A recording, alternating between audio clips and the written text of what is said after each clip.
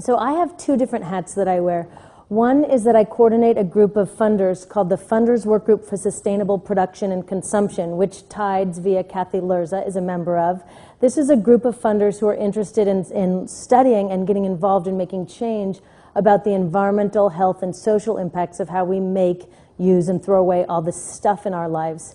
Because of that role, I've been thinking a lot about how to translate all the information like that we just heard into advice or guidance for funders. What can funders do to not just be overwhelmed by the severity of the situation, but to be more effective change agents? So I'd like to share some of that with you today. I have another hat also, which is that I made a little film with the great help of the Tides Foundation called The Story of Stuff. I'm wondering have many people seen it here? If you haven't seen it, it's about stuff and how we make and use and throw away stuff. And you can see it at storyofstuff.com. I also have some DVDs with me here today, so if you want one, please come talk to me afterwards. I just want to really give a sincere hats off to Tides for first coming up with the idea to make the film. It's based on a live talk that I do, and I will never forget when Idali said, "You should make a film of that." And I said, who would want to watch a film about the materials economy? Well, it turns out a lot of people. In the 7 months since we launched this film online, we have had over 3.5 million views. We are still getting 10,000 new views a day. You can go onto Google Analytics and see a map of the world and actually see a dot where everyone has seen it. And I was scrolling my mouse. I cannot find a country in which it has not been seen. Like Congo, Chad, Burma, everywhere. It is just totally amazing. In addition to the number of views, we've been floored by the number of emails that we have gotten. Over 30,000 people have signed up online or emailed us to share with us really heartfelt stories about how the film has affected them. And I found these email responses really illuminating to sort of the mindset of where people are on these issues. They're very diverse. There's a huge number of people that have emailed us who said they've never thought about any of this and they wouldn't have even watched the film if they knew what it was about. But that it caused some light bulb to go off to get them to start to rethink about the impacts of the materials in their life and their own relationship to materials.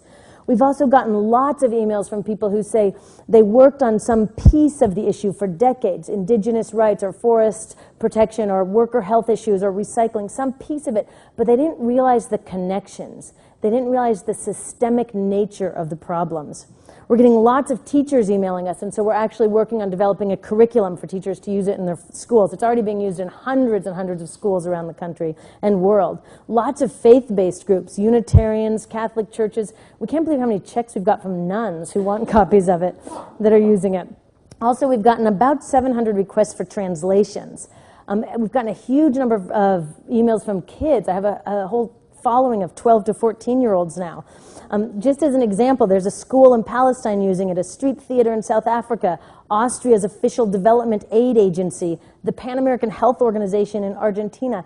It is every day we get these phenomenal responses. So clearly we struck a nerve, which got me to thinking hard. I've had the tremendous opportunity to be able to talk to and a lot of these people who are contacting us and reading all these emails, and it's got me thinking hard about what are some lessons learned that I learned in making and disseminating this film and communicating with all these people. What are some lessons about the state and needs of the movement today? So I'm developing a set of sort of observations about the movement for sustainable production and consumption, and I'm working on a white paper with some observations and specifically implications for funders. I don't have time to go into them all now, so if you're interested in continuing this conversation, please talk to Kathy Lerza or myself afterwards. But I want to share with you 3 core observations that I've realized about the state of the work today and the implications for funders. So one of the first things that I've realized is that the time for seriously addressing these issues is now. The time is now in 2 ways. One is in terms of the environmental reality. When I was going back and updating the footnotes on the story of stuff, and so I went to look up all these statistics about forestries and fisheries and climate and water, it was a very sobering experience. On every single issue, the statistics were worse. The reports say consensus of scientists, warn of critical crisis, impending disaster, collapse. Like, we're seriously at an ecological brink across the spectrum of issues. But the other reason I think that the time is now is I feel that people are ready. People are really, really ready to have the harder conversations.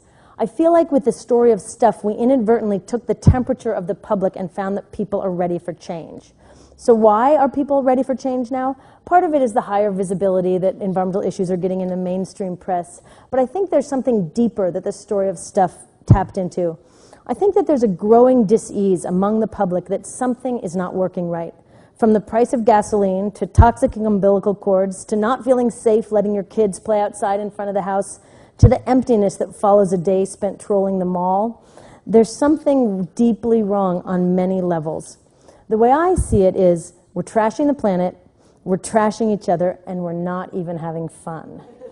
Now, if it were fun, we might want to think of some way to prop up this unsustainable system a little longer, but it's not even fun, so why bother?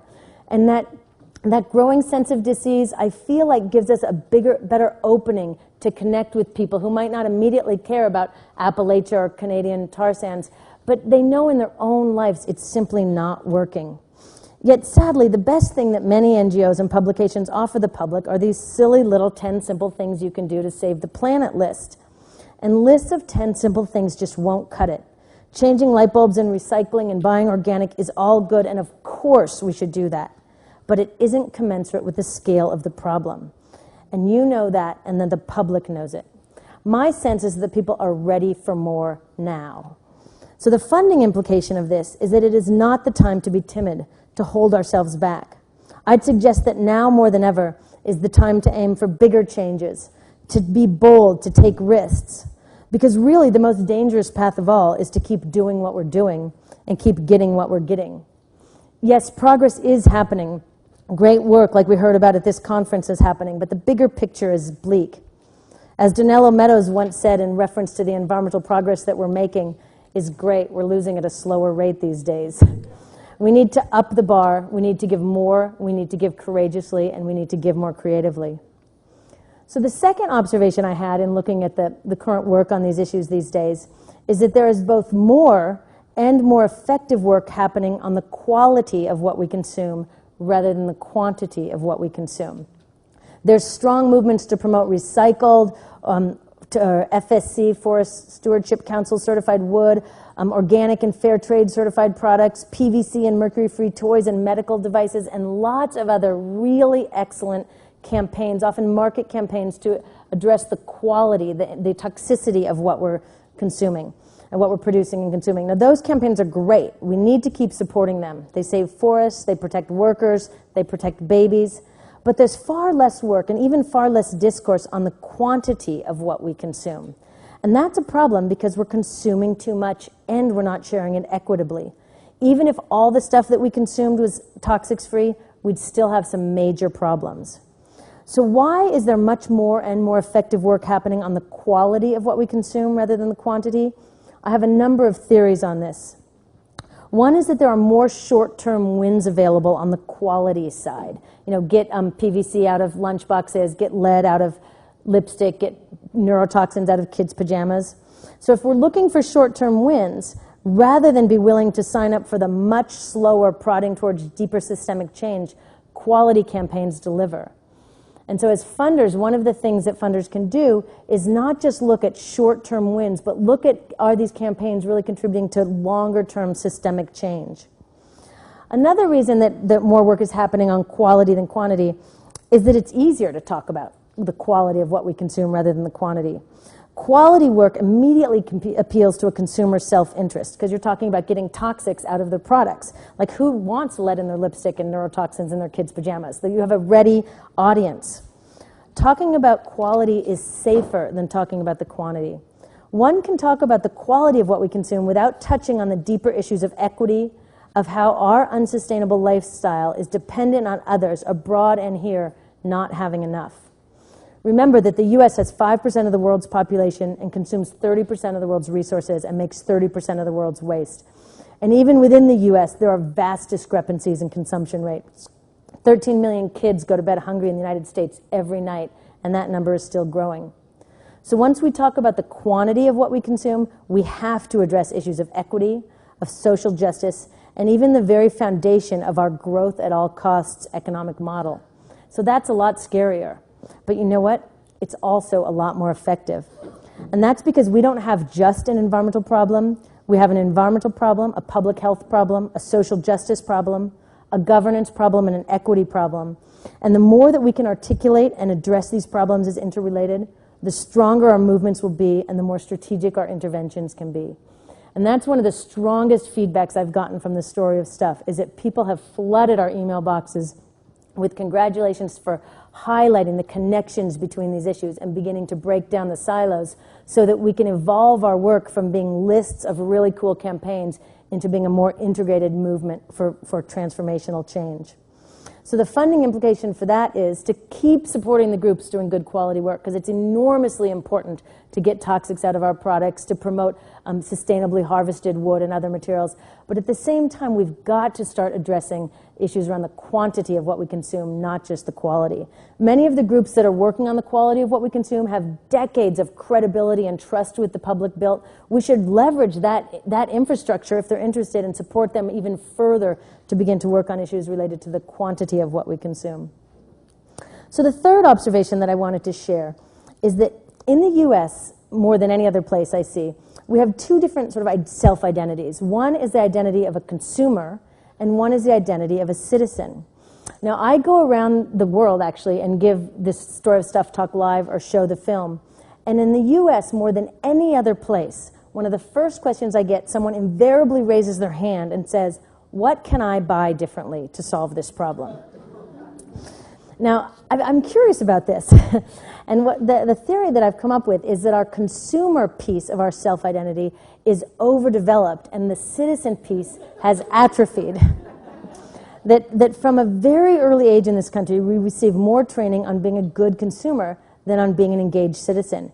U.S. corporations spend billions of dollars a year training us in consumerism. The citizen muscles atrophied. School curriculums, entertainment, and many other aspects of life increasingly have a consumer element. I'm sure you've seen those studies about kids can recognize corporate logos before they can recognize letters of the alphabets, and adults can recognize far more corporate logos than elected public officials. We know the time and locations of the best bargain shopping in our communities, but we don't know the basic structures of our democracy anymore. Now, this is one of the trends that most scares me because it's self-perpetuating. It's like that nonlinear relationship in climate change. When you get to a certain point, it just keeps going by itself. I think it's the same thing with the erosion of our civic engagement. And the reason is that as our consumer self gets overdeveloped, we're spending more and more time further feeding that. We're spending more hours working and shopping than ever before. And for those of you who know the Story of Stuff, the two activities that we spend the bulk of our leisure time on is watching TV and shopping.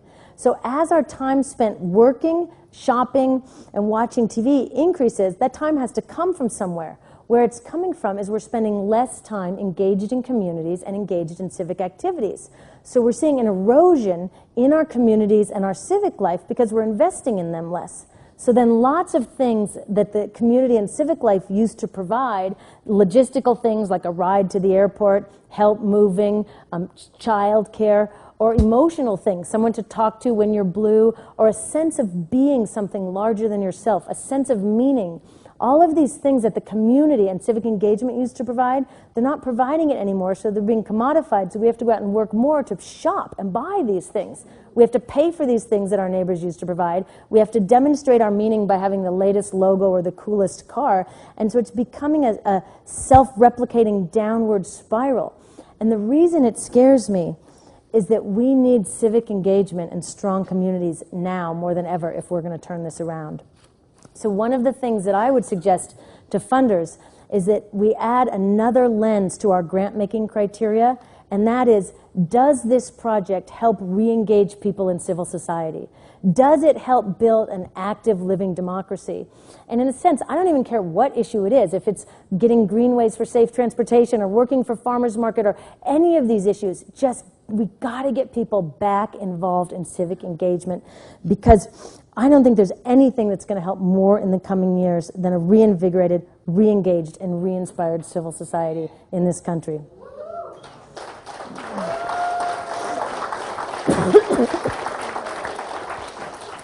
The way I see it is that we are going to transition to a more sustainable society inevitably. We're either going to transition by design or by default. And if we do it by design, it's going to require an engaged, informed, active civil society to lead the way. It's still going to be hard. It's still going to be disruptive and cause a lot of transition. But if we do it by design, we can be more intelligent and mindful about it. If we do it by default, I'm worried there's going to be a lot of casualties along the way and really massive inequity in terms of who bears the brunt. So we're going that way towards more sustainability regardless. We're running out of oil. You know, across the spectrum, all the ecological indicators show us that we can't continue on this path. But what I would say is that the more we can engage people in a living democracy, the more we can make sure that we do it by design rather than default. That's it.